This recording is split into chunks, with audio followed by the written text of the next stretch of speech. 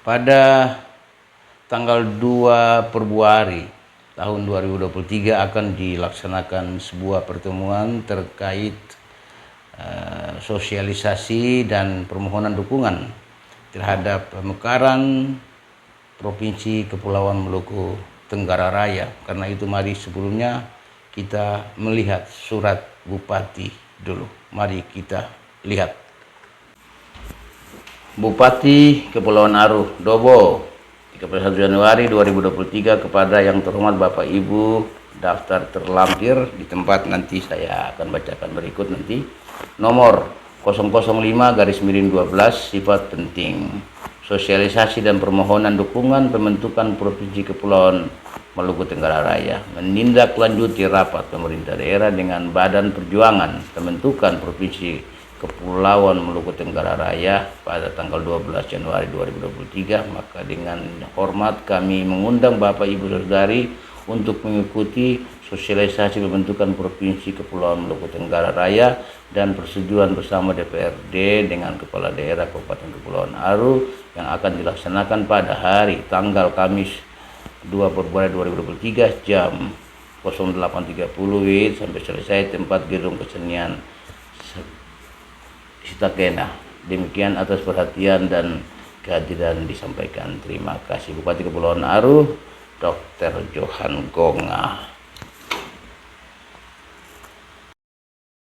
Lampiran undangan rapat Bupati Kepulauan Aru, Wakil Bupati, penjabat sekretaris daerah, staf ahli, asisten pemerintahan, asisten administrasi, pimpinan OPD, para camat, forum koordinasi kerukunan umat beragama, Dewan Adat Aru, Ketua Majelis Adat Aru, Ketua Lembaga Masyarakat Adat Aru, Ketua Aliansi Masyarakat Adat Nusantara Aru, Ketua Tim Pemekaran Aru Perbatasan, Ketua KNPI, Ketua MGPM, Ketua BKPRM, dan Ketua OMK.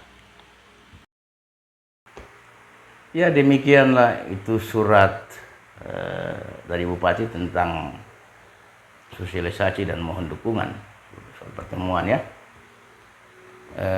Bukan sesuatu yang salah, tapi ini soal etika yang sudah disampaikan oleh tim, ya paling tidak harus dibalas atau bagaimana. Dan silakan saja, karena keinginan untuk menjadikan beberapa daerah ini menjadi satu provinsi itu bukan sesuatu yang salah, bukan dosa, bukan aib, janganlah ada alergi, tapi barangkali sesuatu yang baik bagaimana usaha untuk meningkatkan status beberapa daerah ini. Saya kira begitu. Memang kita akui dan kita sadar bahwa kita terbawa dengan masa lalu. Saya setuju. Bukan saja yang lain, saya juga terbawa dan keluarga dan sebagainya, dalam cerita dan sebagainya. Tapi kan bukan semua orang-orang itu yang salah kepada kita dong. Sebagian orang kecil saja. Dan juga di antara mereka juga hidup bersama-sama dengan kita, juga menderita dulu di sini dan sebagainya. Kenapa kita harus salahkan? Karena ada keinginan pemekaran provinsi, lalu orang-orang yang tidak bersalah pun dibicarakan, termasuk bupati, wakil bupati dibicarakan, ketua DPR lagi dibicarakan. Kasihan kan, mereka tidak salah begitu. Tapi ini ada sebuah tim yang sudah sebagai pelopor, sudah punya prakarsa untuk bagaimana memikirkan status di beberapa daerah ini menjadi satu provinsi, sebuah keinginan. Saya kira begitu. Jadi silakan saja, janganlah segala sesuatu kita menolak terus. Dulu kan kita tolak LIN kan, karena dirasuk oleh orang-orang. Karena orang punya ingin bahwa LIN jangan di Aru, LIN harus tempat lain. Nah, ketika LIN di tempat lain, kemudian sedikit masalah mereka menangis. Saya bersyukur mereka menangis. Dulu di Aru mereka provokasi anak-anak supaya tolak LIN kan, seperti begitu. Nah, sekarang anak-anak Aru minta LIN, ya kamu dulu tolak, kamu diprovokasi tuh, seperti begitu. Saya kira begitu. Dan ini hal-hal seperti ini janganlah diprovokasi, tapi kita dengan tenang berpikir, kita dengan tenang mendengar dan mengikuti sosialisasi kemudian apa begitu. Lalu kemudian ada saran-saran yang baik, yang sopan, dan sebagainya disampaikan kepada pemerintah, pada bupati, pada DPR. Gini kita mau. Tapi DPR dan bupati punya kewenangan untuk mengeluarkan persetujuan. Ya, kita punya keterwakilan ada. Ya kan begitu. Kalau harus tunggu semua orang kumpul, kapan satu aru ini kan susah. Ada di dalam pasal mengatakan persetujuan bersama bupati dan DPRD kabupaten kota dan wali kota. Saya kira begitu. Dengan demikian, bagi saya no problem. Silakan saja. Hanya kepada tim saya hanya mau kasih saran. Nanti tolong, yang pertama, tolong memahami apa yang dibicarakan nanti oleh masyarakat, apa yang dibicarakan mungkin juga di sebagian di pemerintahan dan DPR. Silakan, karena mereka juga adalah masyarakat. Mohon dipahamilah, dan barangkali cukup dipahami saja. Yang berikut, yang kedua, saya mendengar ada kata-kata yang kurang baik bagi tokoh-tokoh tertentu. Ya, malah dia ini sarjana hukum lagi, dia bilang tanpa ARU provinsi akan tetap jadi. Loh, orang ARU sendiri yang ngomong ini, ya kan begitu. Yang ini nanti keluar akhirnya orang lain dipersalahkan, padahal anak ARU sendiri yang mengatakan bahwa tanpa ARU pun provinsi jadi. Dia mengerti tentang persyaratan tidak? Baca harus baik-baik. Nah, karena itu etiket baik untuk tim datang minta dukungan itu sesuatu yang tepat agar semua memenuhi syarat. Saya kira begitu. Jadi tidak perlu ada kata-kata seperti tanpa ARU tetap jadi, itu tidak boleh. Itu memicu keadaan jadi kurang baik. Saya berharap jangan lagi ada kata-kata seperti itu. Yang berikut juga, tolonglah dalam percakapan, dalam sosialisasi, jangan menyalahkan orang-orang yang tidak bersalah, ya. Jangan menyalahkan siapa-siapalah yang sering dalam Facebook ini, tapi dengan tenang. Kemudian yang berikut, tim sendiri atau bupati atau pemerintah lah, tolong bagaimana menyampaikan gambaran-gambaran yang baik begitu. Bukan sebuah komitmen, itu belum. Komitmen apa yang mau dibuat?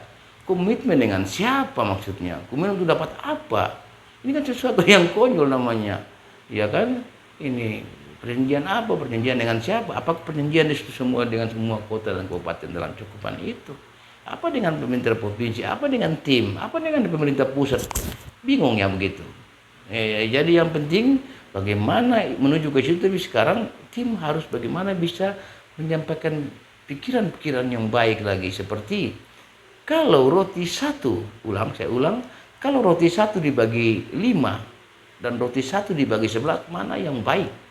Saya ulang, kalau roti satu dibagi 5 dan roti dibagi 11, mana yang baik? Kalau Dau ini dibagi 11 kabupaten kota dengan Dau dibagi 5 kabupaten kota, mana yang baik? Bagi saya 5 yang baik, kan begitu. Ya kita menuju 5 lah. Ya saya kira begitu. Ini gambaran satu. Lalu yang berikut, yang kedua, ini tidak banyak lah, berapa saja. Kalau sampai sekarang orang ARU dengan Tuan Mangkurat Tenggara sering merebut 4 kursi DPR provinsi. Yang jadi Ibu Temi terus. Ibu Mercy Barens. Habis ini Roy Petiasina, Ibu Dokter.